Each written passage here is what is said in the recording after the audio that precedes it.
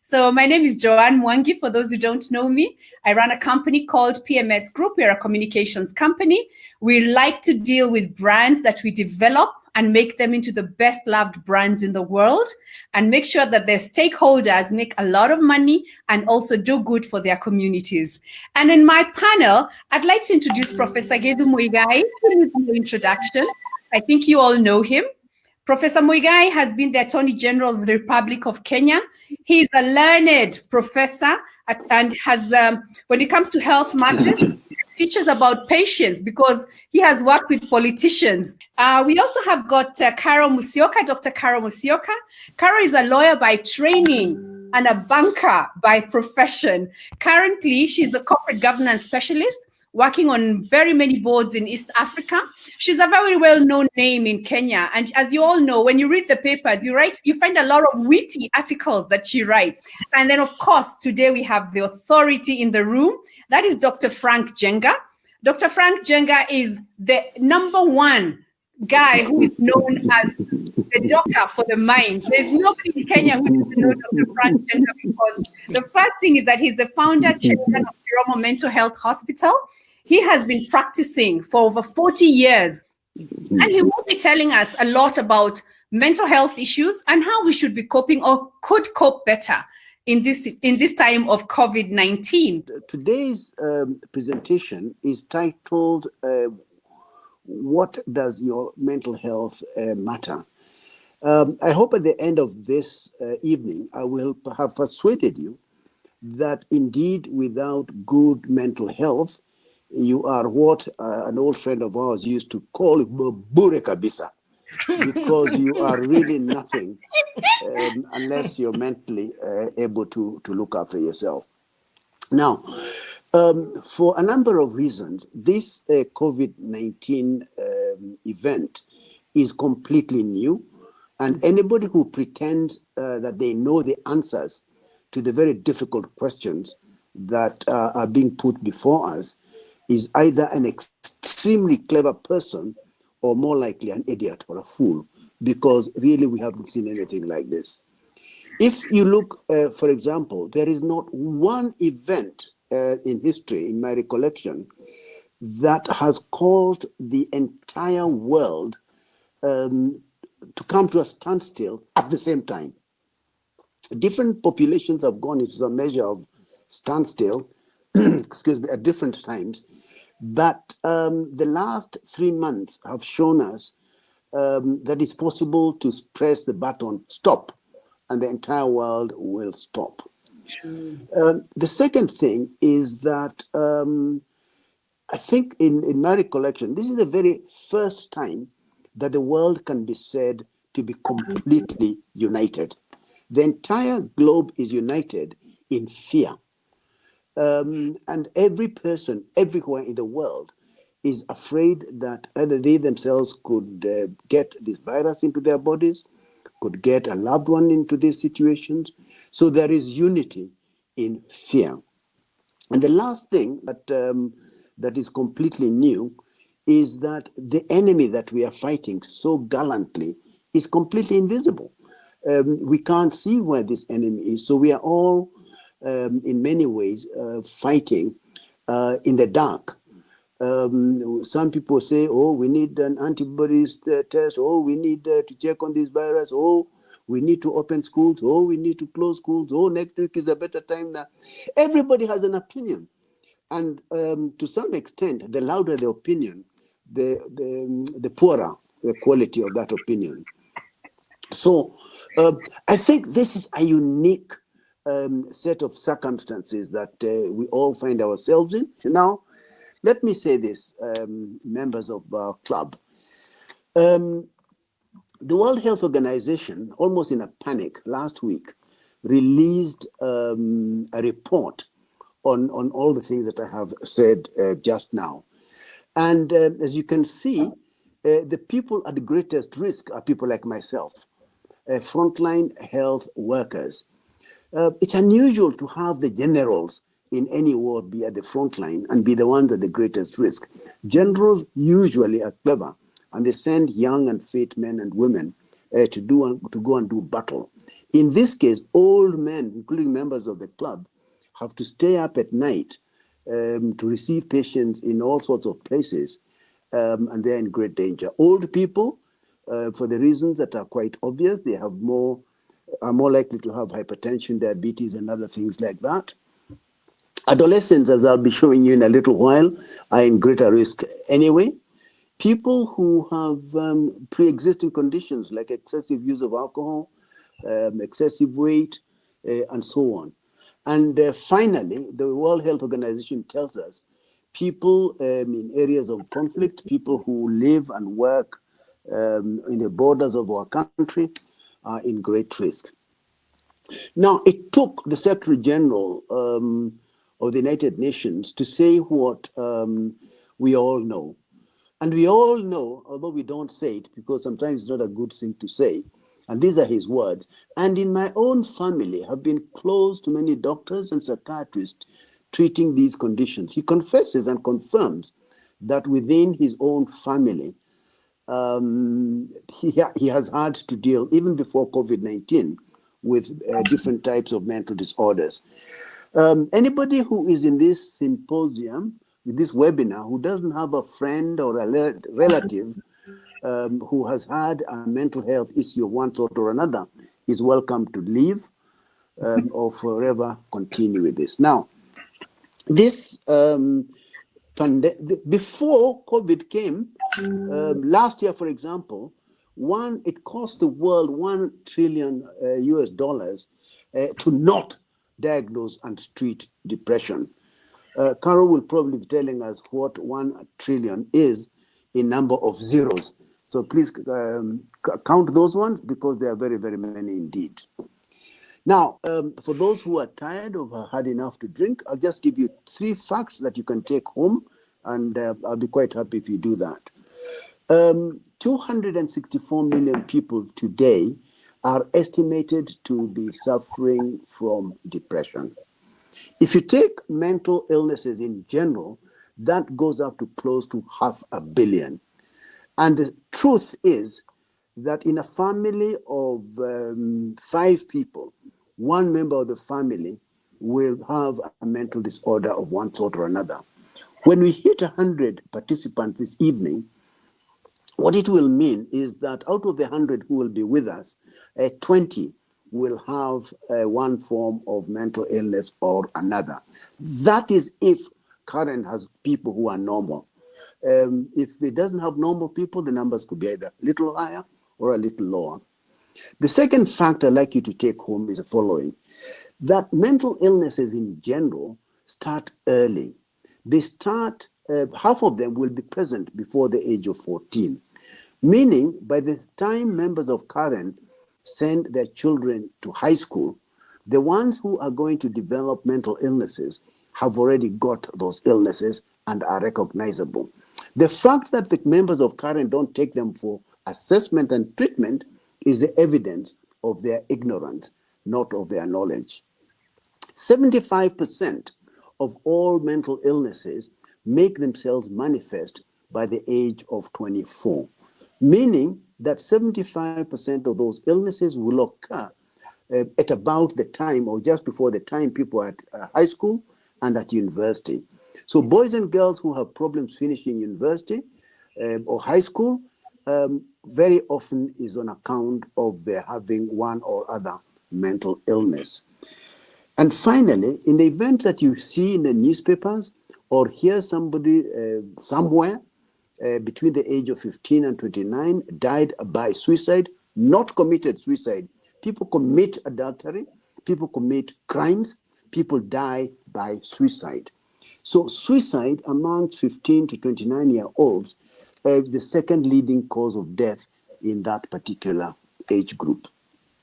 So what the report continues to tell us is that many people who played golf regularly, played tennis regularly at Karen and were very happy having a few drinks and going home and were just normal folk, this COVID-19 thing, as it has come to attack us, will lead to previously normal people to develop one form or another of a mental illness. And I'll be talking about that in a minute.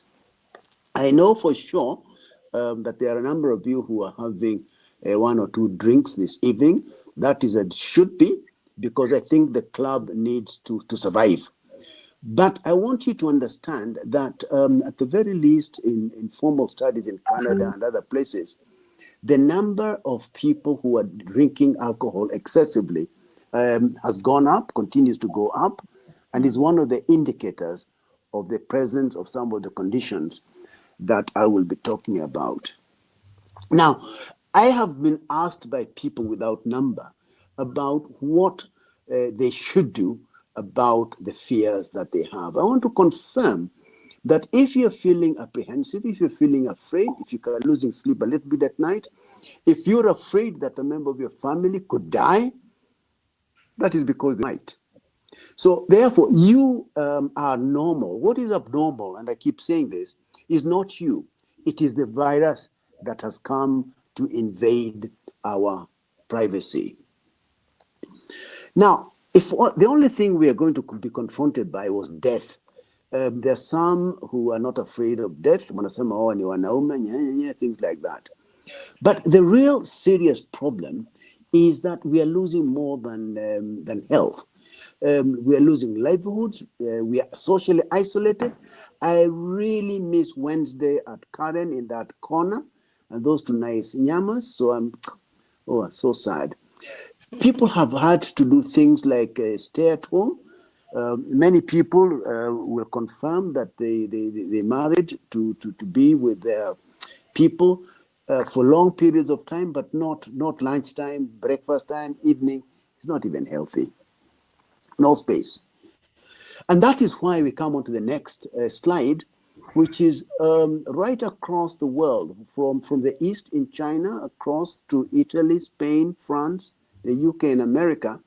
There have been noticed increase in cases of violence at home, directed mostly at women, but also directed at children who will not eat or do their homework very quickly, but also, and this I look at myself, at the elderly. I think people are taking great advantage of the elderly, and I think the whole domestic scene is something else that we need to think about. Now, we have all seen people from space, at least they look like they're people from space, taking bodies of our loved ones and taking them in bags that look, I don't know, like, and then throwing those dead people inside holes, covering them quickly and running away. That is 100% un-African. We people of this country like to bury our people in a dignified environment. Dignity has been taken away from many of the things. I hear Motahi Kagwe and other people who I know well telling us, don't go to church, don't shake hands with the people who are your friends, don't hug them. This is complete nonsense and alien to us. These are the real things that are causing us serious issues. So why are we having this webinar today? We're having this webinar today because I would like to propose to you that much as we have accepted to wash our hands, even when they are not very dirty, much as we have been told and accepted that we shall keep safe distances from each other, we can flatten the curve that is expected to represent an increase in mental illnesses. How do we know this is likely to happen? We know that because it happened after many other disasters, the Spanish flu, the Black Death, the world wars, the financial crisis in 08. We know that suicide rates, particularly after the financial crisis of 08, went up. We know that substance use disorders, alcohol and other drugs, those ones went up. We know that rates of anxiety and depression went up.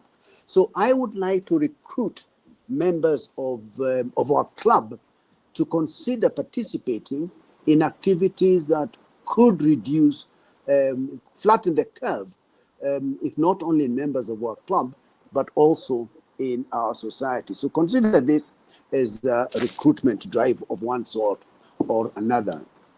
I'm going to scare you a little bit because I think you've had enough drinks now. Suicide is the second, I've told you that, the second leading cause of death amongst young people, which means, translates to the fact that 800,000 people die by suicide every year. Meaning, I don't know how many seconds I've been talking now, one person dies of suicide every 40 seconds. Keep counting. Now, we spend a lot of energy, a lot of time at the UN, I don't know where, everywhere else, talking about, oh, we must stop these wars, oh, we must stop. Let me tell you that there are more deaths from suicide than from all the wars that are fought, together with the homicide that we all try to prevent, put together. So if there's a way, any way you want to save lives and make sure that people stay alive, work on suicide, work on it at Karen, work on it everywhere else. And people keep telling me, and I say, Paul sana kwa sababu wewe hujui. They think that suicide is something of wazungu. It is not. Suicide, 75% of people who die by suicide actually live in low and middle income countries such as ours. And you can see the things they use. They use pesticide, they use dawa ya kunguni, they use dawa ya ng'ombe, they use all the common things that we find in our farms. So, and again, we can talk maybe another day about how strategies of reducing suicide include reducing access to dawa ya kunguni, dawa ya ng'ombe, and things like that. So, contrary to what Professor Muigai might think, it is not my intention to convert you into doctors or mental health specialists. That I will do another day.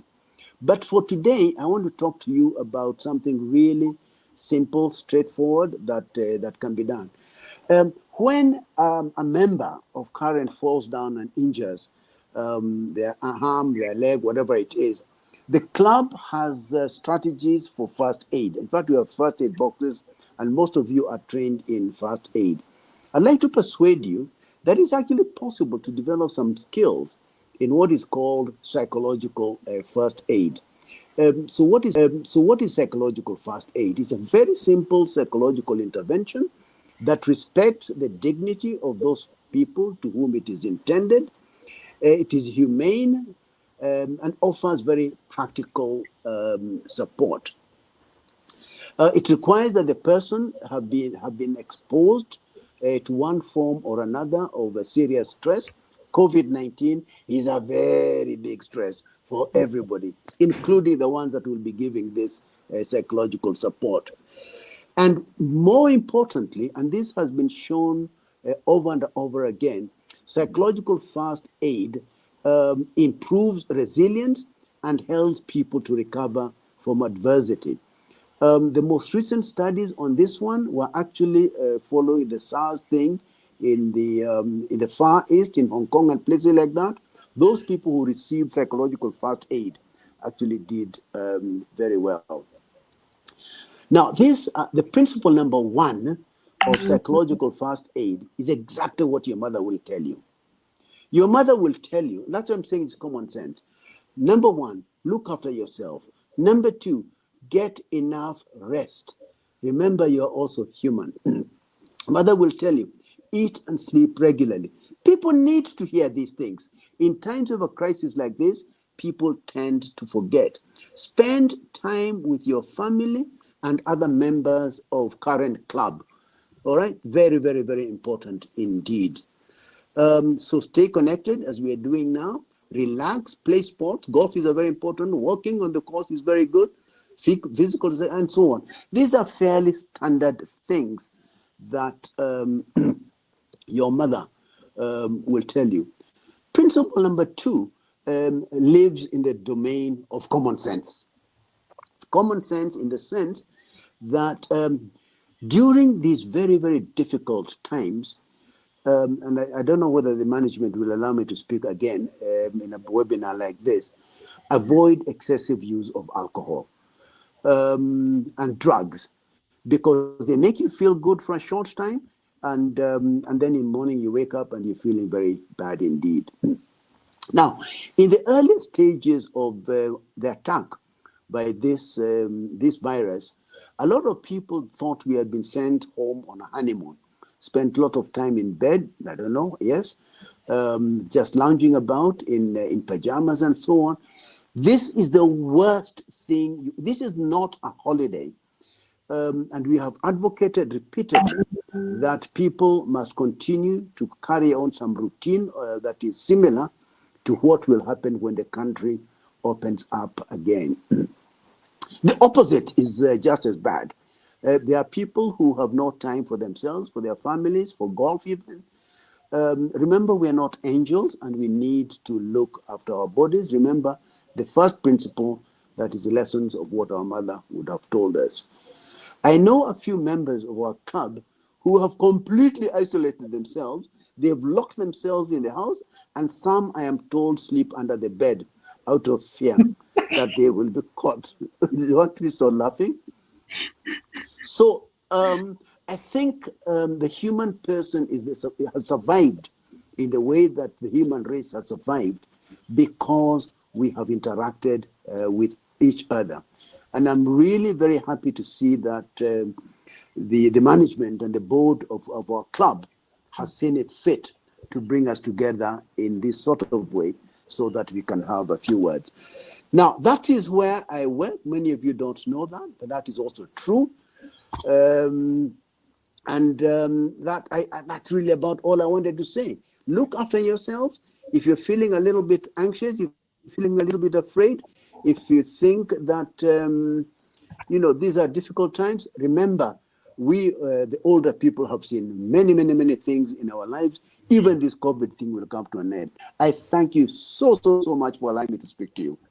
Very good. And Daktari, as you were speaking, I have an email here that I've received from Dr. Mwanzia, who's asking, what are the psychological effects to especially those who are laid off during this pandemic? It must be tremendous. They've lost jobs. They don't know what to do. And also, fear is a normal reaction. But how do we handle our fear so that we don't express it in ways that are hurtful to others? How do we protect teenagers from mental health, especially those who are candidates? How do we deal with these three questions? If anybody pretends to know all the answers to the questions he has asked, either he's very clever or more likely he's a fool. We are all learning as we go along. The important thing is this. Those people who are well invested in social capital, those who have families that they can rely on, those people who have friends that they can go to, those people who prior to this COVID coming were well adjusted, are precisely the ones who are likely to survive this. If you were precariously balanced, either financially, psychologically, emotionally, or in terms of your family, you are the one that is likely to topple over. And finally, Dr. Mwanzia, let me say this. I have been in this space for many years. Look at my head. And I know this, that the majority of families in our land are good families, are able to look after their loved ones extremely well. So I am talking about a very important minority of our populations. We are a resilient people, and we shall go through this one. I hope that answers your question. If it doesn't, maybe somebody else can answer it. All right, thank you very much. And I'll ask, after listening to all this, Dr. Carol, what have you thought about? What are the thoughts? What would you like to articulate in relation to what we've had from Daktari? Thanks, Joanne. So first, let me disabuse you of any notion that I'm a doctor of anything, right? So, but I'm happy for the promotion, yeah? Mm-hmm. This has been thanks, Dr. Jenga. That was a really excellent presentation. And you've really localized it and brought it to our homes.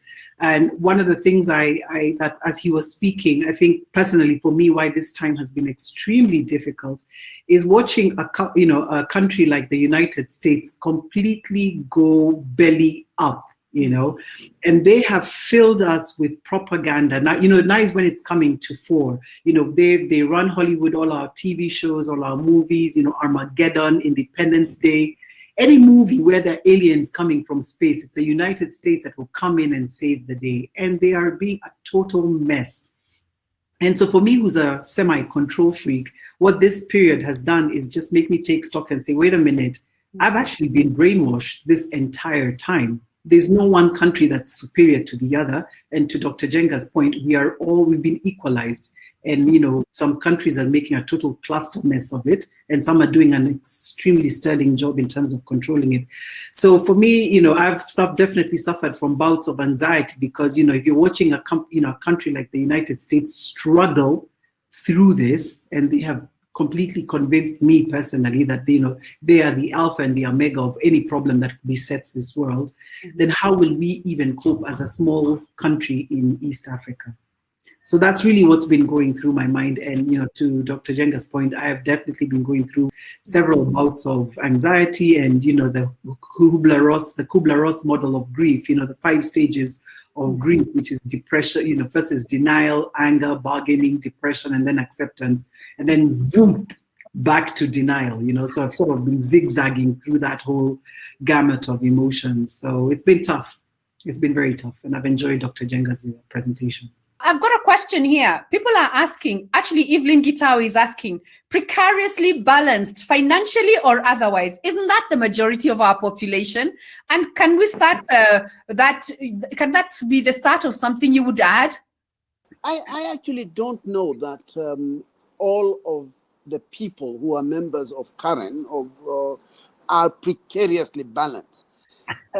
We are a world, a country, a club that has perfected the status of mourning and groaning, and we have forgotten what some of us were taught by our aunties in nursery school and in Sunday school, which is to sing the song "Count Your Blessings."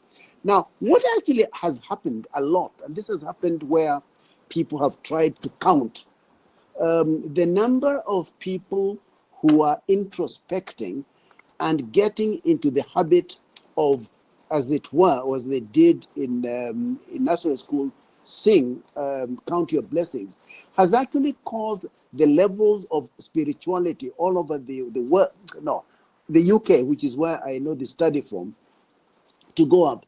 Meaning, Evelyn, that ordinarily we all think, oh, maybe a bigger car, maybe a better club. No, there isn't a better club. So maybe not a better club, but certainly a bigger house, better friends, and that sort of thing. But when you sit back and actually look and confront your lot and see where destiny has placed you, many people will actually feel privileged. Now, Joan, please allow me to say something that I was nearly forgetting to say in answer also to Evelyn. Permission. Thank you. There's a sense of something we call death by 1,000 comparisons. Death by 1,000 comparisons is a concept of, if you're only a millionaire, I wish I was a billionaire, I wish if you live in Rwanda, I wish I could. Always comparing yourself with, when you go to other places and you hear people talk about, all I wish God would give me is mafuta ya taa. I don't want a big car, I don't want a big house. All I want tomorrow is mafuta ya taa. So this whole question of precarious and balance is so relative that that it makes the conversation very, very difficult. Now, I have to say something about suicide because it's important. And if I don't say it now, I'll forget it. People don't kill themselves because they used to, people kill themselves because they have lost something. If you used to be able to afford mafuta ya taa, mafuta ya kupika, and you could pay your rent, and suddenly you cannot pay your rent and you cannot buy mafuta ya taa, that is what kills you. If you had a million shillings in the bank and now you suddenly find yourself with 100,000, that is the reason to kill. So it's death by 1,000 comparisons. It's when you compare yourself with the others that the real problems come. Evelyn, I hope I've come near to answering your very difficult question. Thank you very much, Daktari. And I think, Professor, the wise man, has been sitting there listening to us and must have something interesting to say. So, Professor, as you speak, please, will you speak to the issue of us guys not being able to hug, to hold hands, to shake hands? Isn't this going to cause us to feel, I know you're not a medical doctor, to get depressed? Some of the things that are bothering, what do we do? I mean, come on, I want to hug. I think an opportunity like we have today to discuss mental health is very important for our country. We come from a culture and tradition where we view mental health between 0 and 10, you are either sane or insane. And it is so important that Frank and his colleagues are able to remind us that between 0 and 10, there is so much happening. And this sort of pandemic reminds us that all of us are walking around looking normal, speaking normally, thinking we are behaving normally, but there are so many disorders in between. Carol spoke about anxiety, for example, and many other matters.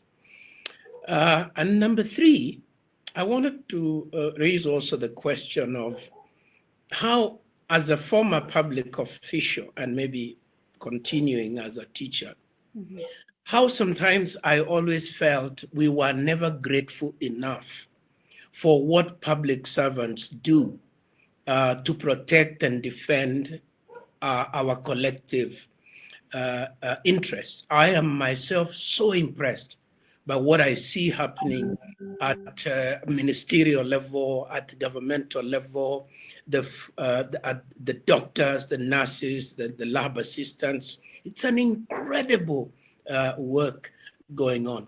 But again, even more important is to remind us how talented this country is, really. And not only, I think that I feel like if we were not distracted by other things, we could be sending teams like the Cubans have. Because on this continent, we are one of the very few people who have invested in learning, in knowledge, and so on and so forth. And we shouldn't beat ourselves too much. Now, let me come to what is happening between us as family, as friends, and so on.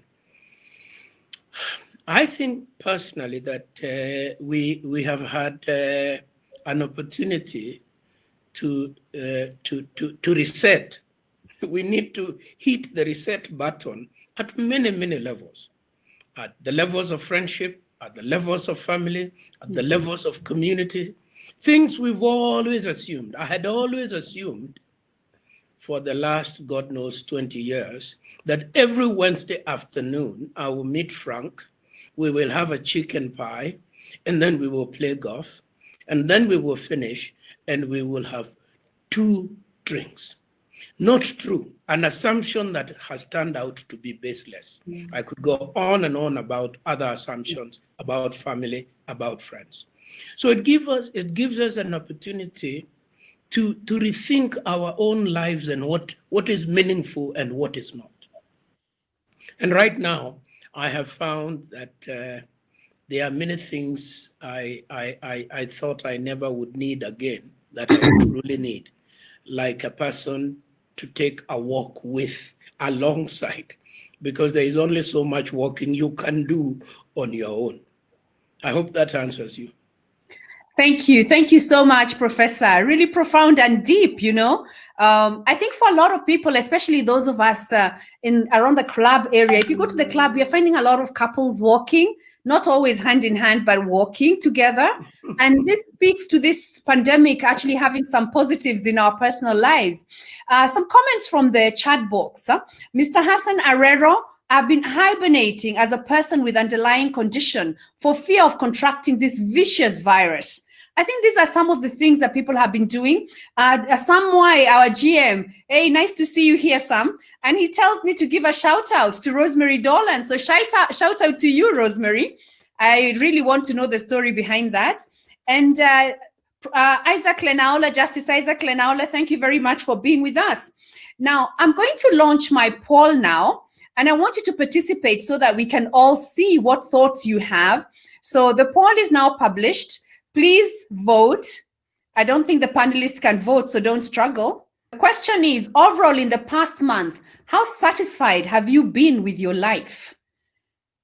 And the results are coming in. By the way, we've been up to 101 in terms of numbers, Dr. Frank, meaning that other than the four of us, Sam Mwai, Alison Giboine, Justice Lenaola, I don't know who the other crazies are. You know, you said there would be about 20 of us. Okay, let's take the vote, and I'll describe that, and I'll discuss it a little more if you allow me to do that. So on the vote, I've finished this particular vote and I'm going to close it. I've got the results. And now I will reset the vote and send you a different question.